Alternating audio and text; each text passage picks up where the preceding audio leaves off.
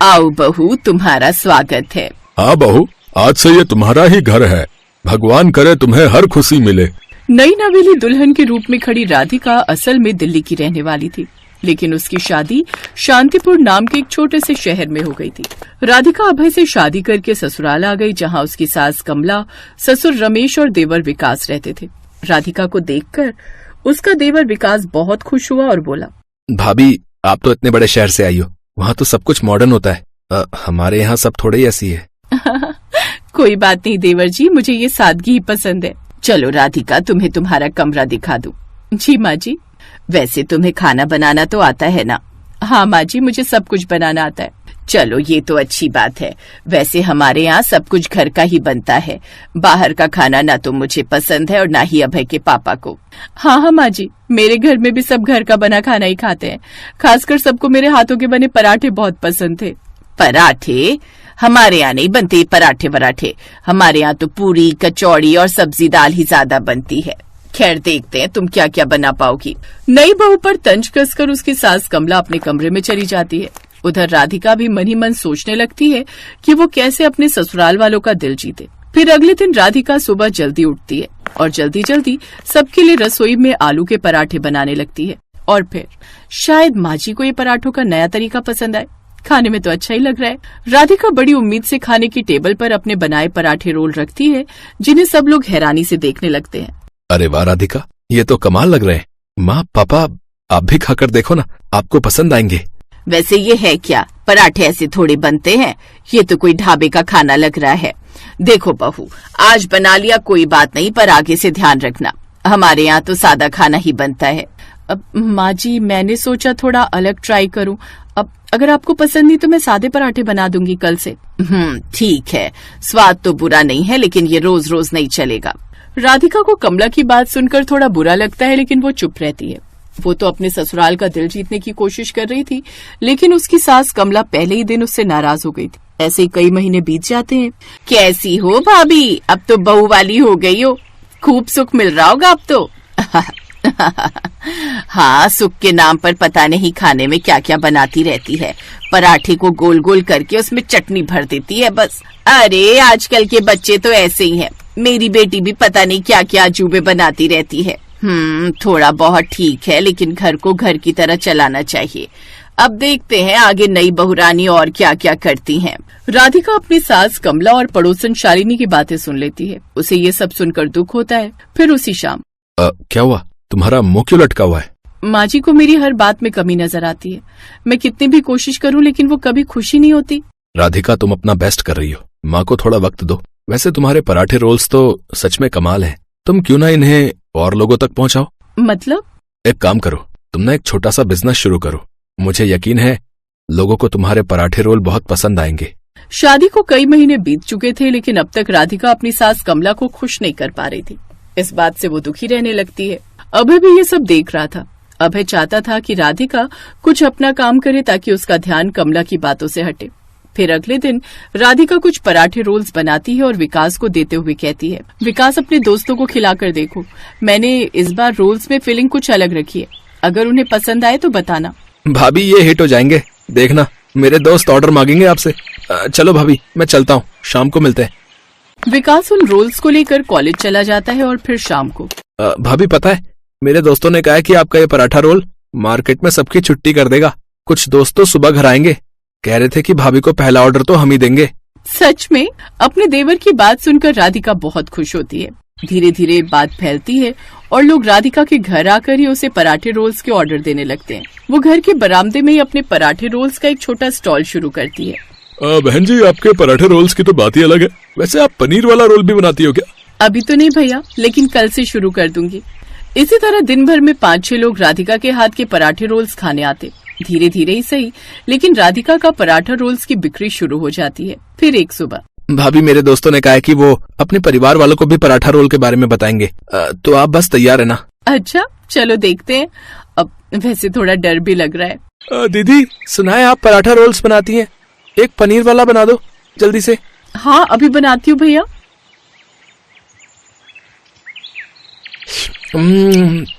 वाह दीदी, ये तो लाजवाब है। मैं कल फिर आऊंगा है।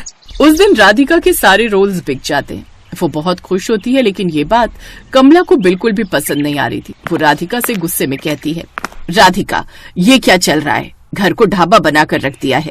हमारे घर की बहू को ये सब करना शोभा देता है क्या? माँ जी, मैं तो बस कुछ करना चाहती थी, और देखिए ना, लोगों को मेरे पराठा रोल कितने पसंद आ रहे हैं। लोगों को तो कुछ भी पसंद आता है, उन्हें तो बाहर की मिट्टी भी चटा दो तो चटकारे लेकर खा जाएंगे। उस दिन भी कमला राधिका को खूब सुनाकर वहाँ से चली जाती है। शाम को राधिका को उदास देखकर अभय उसे फिर से हिम्मत बंधाता है। राधिका, माँ को थोड़ा वक्त दो, वो पुराने ख्यालों की है। तुम अपना काम करती रहो, मैं तुम्हारे साथ हूँ। धीरे धीरे राधिका को ढेर सारे ऑर्डर मिलने लगते हैं। अब वो बाजार में अपना स्टॉल लगाने लगी थी। ज्यादा रोल्स के लिए उसे ज्यादा सामान और ज्यादा समय की जरूरत पड़ती है। उधर राधिका कुछ नए रोल्स भी बेचने लगती है। दीदी, आपका चिकन रोल कब आएगा? जी, अगले हफ्ते से शुरू करूंगी। अरे वाह, ये तो शानदार है। आप एक काम करिए, मेरे दोस्त के लिए भी 10 रोल पैक कर दीजिए। एक तरफ राधिका से सारे ग्राहक खुश थे, तो उधर उसकी सास कमला तो मुंह फुलाए बैठी थी। शाम को वो अपनी पड़ोसन शालिनी के घर जाती है। और बताओ भाभी। क्या बताऊं शालिनी, ये राधिका तो हद ही कर रही है। अरे पहले घर को बाजार बना दिया, अब बाजार में ठेला लगाए खड़ी रहती है। बताओ, भले घर की बहू ऐसे ठेला लगाती अच्छी लगती है क्या? भाभी, पर मैंने तो सुना है कि लोग उसकी बड़ी तारीफ कर रहे हैं। वैसे आप कभी गई हो क्या उसके स्टॉल पर? मुझे लगता है आपको एक बार तो जाना चाहिए उसके स्टॉल पर। हो सकता है कि आपको वहाँ जाकर अच्छा लगे। है, मुझे क्या खाक अच्छा लगेगा? अरे हमारे जमाने में बहुएं घर संभालती थी, बाहर दुकान नहीं चलाती थी। मुझे बिल्कुल पसंद नहीं ये फालतू के चोचले। कमला गुस्से में शालिनी के घर से चली आती है और ठान लेती है कि अब वो इस बारे में अपने पति रमेश से बात करके ही रहेगी। आप कुछ कहते क्यों नहीं राधिका को? ये लड़की बाजार में ठेला लगा रही है। कमला, वो मेहनत कर रही है, लोग उसकी तारीफ कर रहे हैं। अरे हमें तो गर्व करना चाहिए उस पर। गर्व? और हमारे घर की इज्जत का क्या? इज्जत मेहनत से बढ़ती है, किसी के हुनर को छुपाने से नहीं, समझी तुम? मैं जानती हूँ कि आप मुझसे नाराज हो, पर सच मानिए माँ जी, मेरे लिए आपकी खुशी सबसे जरूरी है। आप कहोगी तो मैं कल से ही स्टॉल लगाना बंद कर दूंगी। उस रात कमला बहुत देर तक उसके बारे में ही सोचती रही, और फिर अगले दिन राधिका के स्टॉल पर। जल्दी कर राधिका, 2 और पनीर रोल का ऑर्डर है। एक काम कर, तू सब्जी पराठे लगा, मैं तब तक चटनी तैयार करती हूँ। ये देखकर राधिका की आंखों में खुशी के आंसू थे। वो अपनी सास को गले से लगा लेती है। हाँ हाँ ठीक है, पहले ऑर्डर पूरा कर दे, फिर लुटा लेना प्यार।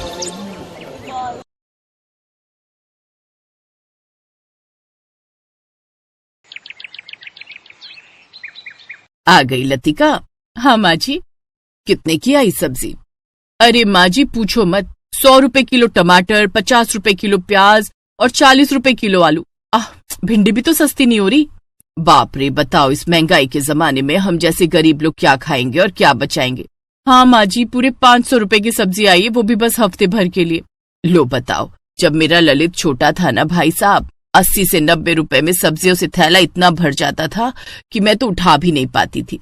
तेरे ससुर जी ही उठा कर लाते थे घर, और फिर भगवान ने एक दिन उन्हें ही उठा लिया। जिस पर बोझ ज्यादा होता है ना, उसे भगवान जल्दी उठा लेते हैं। अब तो तू भी जरा कम कम सब्जी लाए कर बेटी, है ना? हाँ हाँ माँ जी। इसके बाद लतिका रसोई में चली गई और फ्रिज खोलकर उसमें सब्जियां लगाने लगी। तभी उसकी सास वहाँ फिर उसके पास आई। ये क्या कर रही हो लतिका? फ्रिज में सब्जियां लगा रही हूँ माँ जी। अरे पर ऐसे फ्रिज खोलकर बैठेगी इतनी देर तक तो इसकी ठंडक सारी निकल जाएगी ना, और फिर क्या कहते हैं इसकी वो गैस तो सारी की सारी खत्म ना हो जाएगी। तो क्या करूँ माँ जी? सारी टोकरी बाहर निकाल ले, फिर बाहर ही सब्जी लगा दे और फिर एक बार में सारी टोकरियां अंदर रख देना, समझी? जी माँ जी समझ गई। नहीं तू समझी नहीं। देख बेटी, बूंद बूंद से सागर भरता है। क्या भरता है? सागर माँ जी। इस तरह सुमन अपनी बहू लतिका को एक बार फिर बचत का पाठ पढ़ाकर वहाँ से चली गई। गलती सुमन की नहीं थी। पति के जाने के बाद सुमन ने बहुत गरीबी देखी थी। पाई पाई जोड़कर उसने अपने दोनों बेटों को पढ़ाया लिखाया था, इसीलिए वो हमेशा अपनी बड़ी बहू लतिका को बचत करने को कहती रहती थी। फिर उसी शाम, माँ हम आ गए। आओ आओ, जल्दी से हाथ मुंह धो लो, मैं चाय बनाती हूँ। नहीं माँ जी आप बैठी, मैं लाती हूँ चाय बनाकर। ये कहकर लतिका रसोई में चली गई और फिर, अब तुम दोनों से कुछ बात करनी थी। हाँ माँ बोलो ना। अब तो रचित की भी उम्र हो गई शादी की। घर की हालत तो देख रहे हो ना आप, हम दोनों मिलकर भी इतनी कमाई नहीं कर पाते कि घर अच्छे से चला सकें। ऊपर से एक और जिम्मेदारी ले लूं। ना ना, मैं अभी तैयार नहीं हूँ। अरे भगवान पर भरोसा रख, देखना अपनी लतिका कितनी समझदार है। बस दुआ करो कि छोटी बहू भी ऐसी ही आ जाए। तो चिंता मत कर छोटे, औरत तो वैसे भी लक्ष्मी का रूप होती है, क्या पता तेरी होने वाली पत्नी आकर हमारी किस्मत बदल दे। अब ठीक है भैया, जैसा आप और माँ चाहो। रचित ने शादी के लिए हाँ कर दी थी। उसके बाद से ही ललित और सुमन ने रचित के लिए लड़की देखनी शुरू कर दी और फिर एक दिन उनकी तलाश पूरी हुई। कुछ दिन बाद रितिका घर की छोटी बहू बनकर आ गई। रितिका, ये लतिका है, तेरी जेठानी। तेरी जेठानी बहुत ईमानदार और समझदार है, खूब बचत करके चलती है। अरे इतनी ईमानदार है कि सब्जी लेने भेजो तो आकर एक एक पैसे का हिसाब देती है। अब गरीब का घर ऐसे ही तो चलता है ना बेटी, तुम भी लतिका जैसे ही संभालना घर को। रितिका का ससुराल में पहला दिन था। वो समझ गई थी कि उसकी सास और जेठानी बहुत कंजूस थी। वो मन ही मन बुदबुदाने लगी, हे भगवान, कहाँ आकर फंस गई, कहीं यहाँ मैं एक एक पैसे के लिए ना तरस जाऊं। क्या सोच रही है छोटी बहू? कुछ नहीं माँ जी। फिर एक हफ्ते बाद, लतिका सब्जियां खत्म हो गई बेटी, जा बाजार से सब्जी ले आ। जी माँ जी। ये लो 500 रुपए, हफ्ते भर की सब्जियां तो आ जाएंगी ना इतने में। हाँ जी, आ तो जानी चाहिए। अब बहू एक काम कर, रितिका को भी अपने साथ ले जा। नहीं, वो तो अभी नई बहू है ना, बाद में ले जाऊंगी ना कभी। अरे कब तक बनी रहेगी नई बहू, उसे भी साथ ले जा, वो भी तो देखे मंडी बाजार वगैरह कहाँ है सब। ठीक है माँ जी। लतिका रितिका को अपने साथ सब्जी मंडी ले गई। रास्ते भर लतिका यही सोच रही थी कि अब वो रितिका के सामने मोमोज कैसे खरीदे। तभी उसे एक आइडिया आया। रितिका, ये लो 100 रुपए, तुम वहाँ सामने से 2 किलो प्याज ले लो, तब तक मैं वहाँ से हरी सब्जियां लेकर आती हूँ, फिर तुम इसी जगह मिलना, ठीक है? ठीक है भाभी। दोनों बहुएं अलग अलग दिशाओं में चल पड़ी। वहीं थोड़ी दूर पर फास्ट फूड के ठेले लगे हुए थे, जिन्हें देखकर उन दोनों के मुंह में पानी आने लगा। लतिका सबसे नजर चुराते हुए मोमोज वाले ठेले पर पहुंची और आंख बंद कर मोमोज का मजा लेने लगी। तभी उसे हल्का सा धक्का लगा। एक दूसरे को ऐसे देखकर दोनों की ही सांसें अटक गई। तुम यहाँ क्या कर रही हो? वो मैं वही जो आप कर रही हो। इसके बाद देवरानी और जेठानी जोर जोर से हंसने लगी। वो दोनों समझ गई थी कि वो दोनों एक जैसी हैं, फास्ट फूड की चटोरी। मानना पड़ेगा भाभी, सासू माँ को अच्छा चला रखा है आपने। नहीं यार, चाहती तो नहीं हो झूठ बोलना, पर क्या करूँ, मोमोज खाने के पैसे ही नहीं मिलते तो और क्या करती। मैं खुद बिना चाउमीन खाए नहीं रह पाती, लेकिन अब मुझे पता लग गया कि मैं कैसे चाउमीन खा सकती हूँ। और अगर कभी माँ जी ने हम में से किसी एक को ही सब्जी लाने भेजा तो हम दूसरी के लिए फास्ट फूड पैक करा लाएंगी। वादा? हाँ सही है, पक्का वादा। देवरानी और जेठानी आज सहेलियां लग रही थीं। वो खुशी खुशी घर लौटी और फिर, बड़ी देर कर दी तुम दोनों ने। वो आज बहुत भीड़ थी माँ जी। अच्छा हुआ जो तुम दोनों सही सलामत वापस आ गई। अरे पता है क्या हुआ, रचित बता रहा था कि 2 दिन पहले ही मंडी में एक औरत को किसी ने चाकू मार दिया। भैया आगे से तुम दोनों ही मंडी नहीं जाओगी, ललित ले आएगा सब्जी वब्जी। इतना सुनते ही लतिका और रितिका के प्राण सूख गए। उन्हें अपने प्राणों से ज्यादा मोमोज और चाउमीन की फिक्र सताने लगी। और फिर एक दिन, भाभी मुझे चाउमीन खिला दो वरना मैं मर जाऊंगी। मोमोज के बिना तो मेरे भी प्राण सूखे जा रहे हैं। भाभी एक आइडिया है, क्यों ना हम घर पर ही ट्राई करें? नहीं, माँ जी जान ले लेंगी। अरे सिर्फ हम दोनों के लिए, उन्हें बताएगा कौन? अच्छा तो फिर चल, तू तैयारी शुरू कर, मैं बाहर पहरा देती हूँ। फिर जब तेरी चाउमीन बन जाए तो मैं अपने मोमोज बनाऊंगी। ठीक है भाभी। दोनों बहुएं अब ऐसे ही घर की रसोई में मोमोज और चाउमीन बनाने लगी। दोनों बहुओं को अब मोमोज और चाउमीन बनाने में महारत हासिल हो गई थी। और फिर एक दिन, क्या हुआ ललित रचित, तुम दोनों का मुंह क्यों उतरा हुआ है? माँ, हमारी फैक्ट्री बंद हो गई, हम दोनों की नौकरी चली गई। अब समझ नहीं आ रहा कि क्या करें। भैया मेरी मानो तो कुछ छोटा मोटा पर अपना ही शुरू करते हैं। रचित का इतना कहना ही था कि तभी रसोई में लतिका ने रितिका से कहा, रितिका यही मौका है, झट से मोमोज और चाउमीन निकाल प्लेट में, जल्दी कर। अगले पल लतिका और रितिका प्लेट में मोमोज और चाउमीन लेकर बाहर खड़ी थी, जिसे देखकर सुमन और उसके दोनों बेटों के मुंह में पानी आ गया। कहाँ से मंगवाए रितिका? भैया ये हम दोनों ने बनाए हैं घर पर। हम चाहते हैं कि हम फास्ट फूड का ठेला लगाएं दोनों मिलकर। क्या कहा? घर की बहुएं ये मोमोज और चाउमीन बनाकर बेचेंगी? ना ना ना, नहीं बेचेंगे तो आपके दोनों बेटे, हम तो सिर्फ बनाएंगी। हाँ माँ, क्या पता यही हमारी किस्मत बदल दे। चारों की मर्जी के आगे सुमन ने भी हाँ कर दी और फिर अगले ही दिन से वो चारों मिलकर अपने घर के बाहर फास्ट फूड का ठेला लगाने लगे। अब तो सुमन भी खुश और उसके दोनों बेटे भी खुश। और रही बात रितिका और लतिका की, तो उनकी तो जैसे हर ख्वाहिश पूरी हो गई थी।